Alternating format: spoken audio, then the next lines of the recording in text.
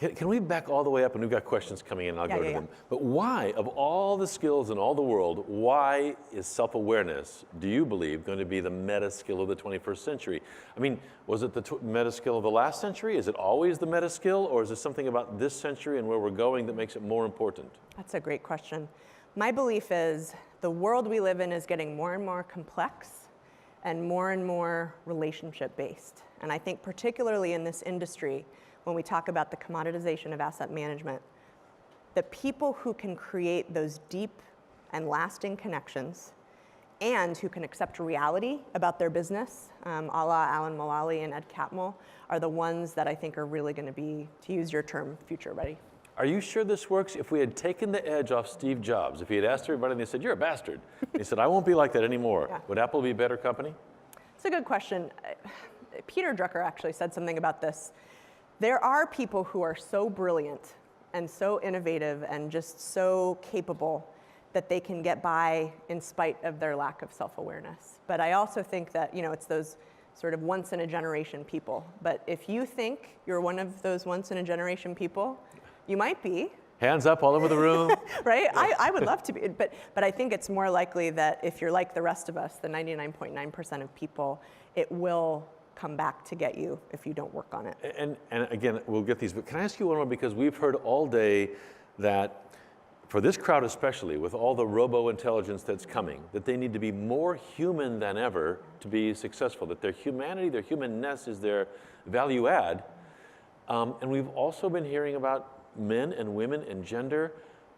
Is there a difference in self-awareness between the genders? I personally, when I started this research project, thought that there would be. I thought we would find differences, and you might be able to read between the lines about what I was predicting we would find. But there actually aren't gender differences. There aren't differences by age, by gender, by national origin, by basically any demographic characteristic that I could find. So women aren't more self-aware? I kind of thought someone should be more self-aware than us guys. So psychology is a study of averages. So on average, if you take 100 women and 100 men, the average is going to be virtually the same.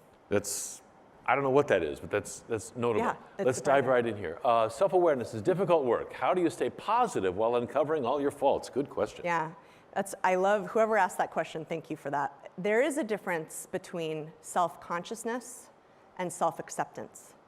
And the people who are able to take in this information and sort of cast away what they don't buy or what maybe they don't have the energy to work on at that time and love themselves anyway, and that sounds a little woo-woo for a scientist like me to tell you, those are the people who practice self-acceptance. So to constantly criticize ourselves for our faults is not what self-awareness is about. What self-awareness is about, you know, if I use myself as an example in that bar, I could have said, wow, I'm a terrible person. Everyone thinks I'm full of myself. I don't know what I'm going to do. But instead I said, that's data. And I need to understand what it means. I need to make some decisions about maybe certain places that I want to address that. But I'm going to be gentle and kind with myself about it. It's not an indictment. I don't think feedback of you is ever an indictment. It's an observation of your behavior. I mean, there's a question. I think a lot of people are afraid that if they acknowledge weaknesses that they may know about themselves or suspect about themselves, in that process, they may undercut strengths that brought them success. You know, like, I'm imperfect, but I made it this far. And now you want me to start, like, you know, putting a crowbar in there and jimmying around at the seams, and I may lose the mojo that got me to where I am, to where I'm sitting here being asked to be more self-aware. You can't lose your mojo, and for that reason, I think you want to look at self-awareness as an incremental process. What I wouldn't recommend doing, at least to the faint of heart, is opening the floodgates, asking every single person you know all the things that annoy them the most about you. What I would recommend, though, to your homework and to what I challenged you with is to find little pieces. And the beauty of that is you're not going to wait around for somebody to blindside you with that feedback. You're going to accept it on your own terms, seek it on your own terms, and do it in a way that you can handle. And I think it's different for everyone. This may be related to that, but a question from our great audience. Do you recommend 360-degree feedback as a method of becoming self-aware? What is 360-degree feedback, and do you recommend it? So how many of you have taken a 360? So most of you, for those of you that haven't, a 360 is basically a quantitative way to see how different groups of people at work see you. So your employees, your clients, your boss, your board. And what I like about 360 feedback is it's a great starting point. So you say, oh, I'm a 3 out of 5 on teamwork. There's a set formula for this? There's a package that you... Yeah, and there are a ton of really great 360 providers. Okay. I haven't found a terrible one yet, but I would tell everyone it's an incomplete action to take. Why? It's everybody telling you what they think. The problem is you're not getting the detail. So I'll give you an example. When I coach executives, I actually don't use formal 360s. I use what I call qualitative 360s, where I actually go physically look in the eye and interview all of the people that work with them. Okay. And I put together a report that says, here are the specifics. Because with a 360, you learn I'm a 3 out of 5 on communication. You don't always learn what you're doing to earn that 3 and what you need to focus on. So I think it's a perfect place to start. And if your company has one available to you, you should absolutely do it if you haven't. But it's not enough to just check the box and say, well, I did a 360, now I'm self-aware. Question from the audience. Are introverts inherently disadvantaged at becoming self-aware? I'm not sure I would buy the premise in that, but what introverts, extroverts, is either more or less self-aware, generally speaking? So I'm going to be honest, I have not researched that question personally, and I don't know of any research that exists on it. I'm with you. I disagree with the premise of it. Mostly it's because I'm an introvert, and maybe I just don't want to believe it. But I do think introverts do have some gifts when it comes to self-awareness. It's that reflection, that, the idea of Bill Gates going away for, was Bill Gates, right, that did his learning week. I love that, and I think that's such a great example of maybe what somebody with an introverted nature might be more likely to do. But perhaps if you're an introvert, I can imagine that asking for feedback might be a little bit scarier, but I say that that's my opinion, and I'm not aware of anything, but maybe I'll do a study on that. This could be an important one as people look at transitions here, but a question from the audience, when hiring new leaders, is there a way to judge or measure their self-awareness of candidates? One way to do it that doesn't require you to spend any money is for you to ask them, tell me about a time when you made a big mistake. And yeah, but people always say, I didn't put it. enough money in the parking meter. Or, Well, I actually interviewed a guy once when I was in the Fortune 500 world, and he said, oh, that's easy. I've never made a mistake. And the person above me, oh, he was amazing. We hired him anyway, and lo and behold, we had to fire him. So, and I think it oversimplifies the question, but actually my team and I are working on a very exhaustive, validated assessment. It's not gonna be ready for about 6 months, and I don't wanna sound pluggy or anything, but I do think that if you ask behavioral interviewing questions about their past mistakes, don't ask about their strengths and weaknesses, because everybody's gonna have a canned answer.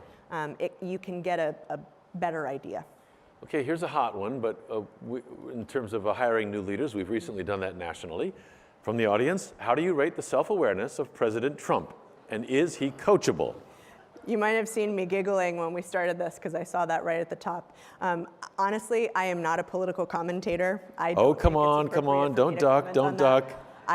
What I do think is there is a larger trend to become more self-absorbed and less self-aware. And I think that trend is coming from all angles. It's coming from the business world. It's coming from all politics on both sides of the aisle. So wait, could you pause there? Yeah. You think people in general are becoming more self-absorbed? They're going the wrong way? I believe they are. Why? Why would they be getting more self-aware? Well, because it's the better thing to be. Because you told us we should. Right. I don't know. Just why can't we go do it? It's the meta skill of the 21st century. So there's two huge movements that we didn't have time to go into today that are really fascinating. One is obviously social media, and there is hard evidence that social media is causally related to our level of narcissism. So that's a whole thing we could talk about, causally related. The second is the self-esteem movement. And there's a ton of research that shows that... I put my pants on today. I put my pants on today. I get a ribbon, right? Not only has that not helped our youth and our society as a whole, it's made us feel like we contribute more than we actually might. And there's a lot of negative associations that we talked about. So my belief is we are approaching a crisis of self-awareness. Dr. Urich, I want to come back to the previous question. How would you rate the self-awareness of Donald Trump? And is he coachable? It's not a political question. Yeah, I know. It's a psychological question. I think, okay, let me just tell you this, and this is my honest belief. I'm not a political commentator, but he's either the least self-aware president we've ever had or the most. And I don't know if I personally have enough data yet. I've seen so many examples where I go, oh, wow. You know, we sort of rip on him, but that was actually a very self-aware statement. And then I see something that I consider to be the opposite of that. So he has me flummoxed, like probably many others. Yeah. Here, how can you tell if you've improved your self-awareness, especially if you already thought you were self-aware? It's hard, you know, there's a phenomenon in behavioral science where if you study something, it changes, right? Mm-hmm. So if you start investigating something, it doesn't stay the same.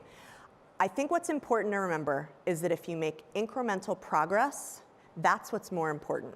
So if you give yourself an A today and you realize, well, I might be a C, it's not as important to say, where am I, as it is to say, every single day I'm making that commitment and I'm taking action. Because otherwise, we're such imperfect judges of our own behavior anyway. I mean, I guess you could, I've seen executives take 360s over time, and you see if your scores improve, if they get more similar to others.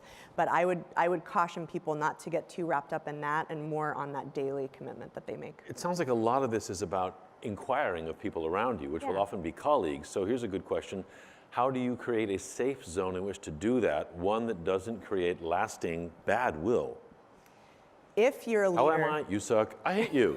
You know. I hate you. Let's never talk again. Yeah. And that is a danger. Mm-hmm. And that's where I actually believe that one of the worst things a leader could do is wake up tomorrow and say, we as a team, we're all going to tell each other what we think about each other, and we're going to be more self-aware.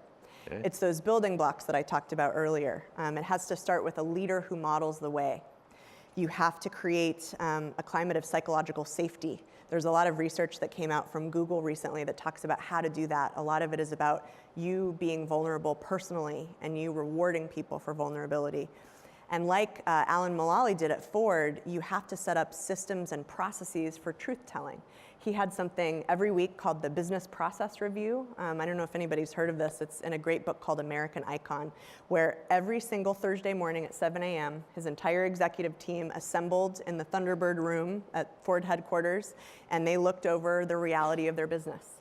And in so doing, that set up a process of constant truth-telling. And so I think, I wish I could say just do X, Y, Z, but my research has shown that it's those three factors: modeling the way, culture of safety to tell the truth, and then ongoing processes. And a last question from the audience, great audience question. Yeah, you were surprised about our egos, or the sense of self. Maybe you were surprised, or maybe you were beginning to work, I don't know, but isn't this group somewhat self-selected based on business, monetary success, versus the general population in your research? When you talk to, are leaders more or less self-aware than the average Joe or Jane? Mm-hmm. Again, I was surprised.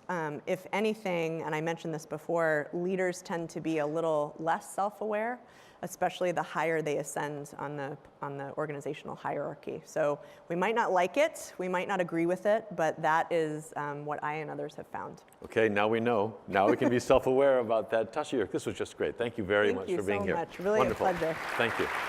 And thanks a lot. Thank you very much. Tasha Eurich.